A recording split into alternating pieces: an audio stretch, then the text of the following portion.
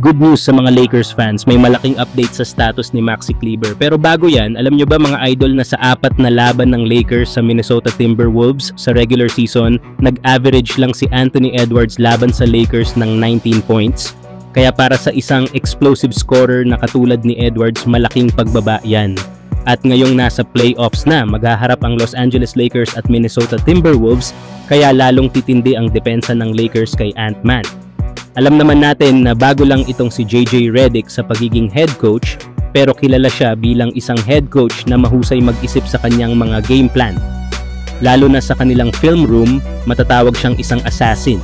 Marunong siya magbasa ng galaw at pattern ng laro, lalo na ang basagin ang flow ng isang superstar katulad ni Anthony Edwards. Para mapigilan ang opensa ni Ant-Man sa kanilang first round series dito sa playoffs, kailangan ng Lakers ng matinding pagbabantay mula sa kanilang mga perimeter defenders. Alam naman natin na wala sina Anthony Davis, Cam Reddish at Max Christie, kaya nakasalalay na kina Austin Reeves, Gabe Vincent at Jordan Goodwin ang pag-pressure sa ball handler. Kailangan nilang sirain ang timing ni Anthony Edwards at pigilan siyang makakuha ng momentum at early offense. Pangalawa, kailangan din ng Lakers ng versatile na switchable defense. Dito, kailangan ni Coach JJ Redick gumamit ng switch-heavy defense kung saan halos lahat ng defenders ay kayang magpalit-palit ng bantay. Dahil dito, hindi basta makakahanap ng favorable matchup si Edwards, kaya mapipilitan siyang mag-shoot sa harap ng solid na defenders bawat possession. Pangatlo, kailangan ng Lakers na gamitin ang help defense. Andyan sina Jackson Hayes, Dorian Finney-Smith, Jared Vanderbilt at Rui Hachimura na maaaring sumalubong sa drive ni Anthony Edwards papuntang basket. Kaya may mga players na handang-handa ang Lakers sakaling gamitin ni Edwards ang puwersa papasok. Pang-apat, kailangan ng Lakers gumamit ng trap at blitz sa pick and roll. Halimbawa, kapag gumamit si Edwards ng ball screens, asahan na magpa-flood ng trap ang Lakers para ipasa ni Edwards ang bola sa kanyang mga kakampi. Hindi pwedeng bigyan ng steady isolation plays si Ant-Man, lalo na kapag uminit ito. Panglima, kailangan ng Lakers na mag-off-ball denial kay Edwards at gumamit ng pisikal na depensa. Hindi lang bantay sa bola ang kailangan gawin ng Lakers. Kahit wala kay Edwards ang bola, kailangan may defender palaging nakaabang, kagaya ng body contact denial sa pasa at delay sa galaw. Ang goal ng Lakers ay huwag siyang bigyan ng kahit anong rhythm. Yan ang mga bagay na kailangan gawin ng Lakers para mapigilan ang opensa ni Anthony Edwards. Alam naman natin na isa siya sa mga pinakamapanganib na scorer sa liga, pero kung magtatagumpay ang Los Angeles Lakers sa kanilang game plan, baka muli nilang mapabagal ang opensa ni Edwards sa playoff series nila. Kaya sa playoffs, ang bawat possession ay mahalaga. At kung patuloy nilang makulomb si Ant-Man, baka dito na umikot ang kapalaran ng Minnesota Timberwolves. Kaya ang tanong, magagawa kaya ni Anthony Edwards na buwagin ang defensive scheme na gagamitin ni Coach JJ Redick sa kanya?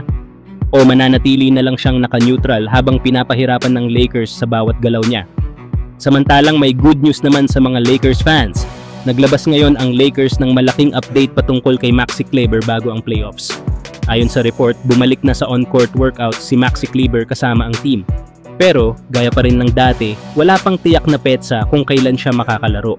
Alam naman natin mga idol na simulaan nang ma-trade siya sa Lakers kasama si Luka Doncic at Markieff Morris, kapalit sina Anthony Davis, Max Christie at ang 2029 first round pick ng Lakers. Hindi pa ito nakakalaro para sa bagong team na Purple and Gold. Pero ang good news ay sakaling umabante ang Lakers sa second round ng playoffs, kapag natalo nila ang Minnesota Timberwolves, malaki ang posibilidad na makalaro na si Maxi Kleber.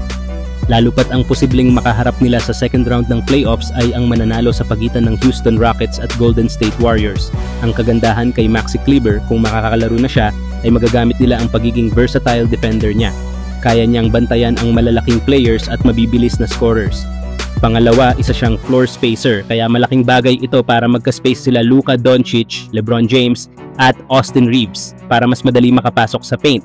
Pangatlo, plug-and-play player si Maxi Kleber. Ibig sabihin, hindi siya nangangailangan ng maraming touches. Magaling siya sa off-ball play at alam kung saan siya dapat nakapwesto. Pang-apat, meron na siyang playoff experience. Kaya hindi na siya maapektuhan ng pressure, lalo at nakalaro na siya ng 44 playoff games sa kanyang career sa Dallas Mavericks sa loob ng 8 seasons. Yes, panghuli, magkakaroon ng Lakers ng isa pang backup player o insurance sa injuries at matchups. Kung may ma-injure man sa front court ng Lakers tulad nina Alex Len at Jackson Hayes, si Maxi Kleber na ang maaaring gamitin bilang pamalit pansamantala, lalo at naglalaro siya sa power forward at stretch center kung kinakailangan. Kaya masasabi natin na may tinatago pa ang Lakers na reserba sakaling umabante sila sa second round ng playoffs. Pero kayo mga idol, ano ang masasabi nyo na kasama na si Maxi Kleber sa on-court practice ng Los Angeles Lakers?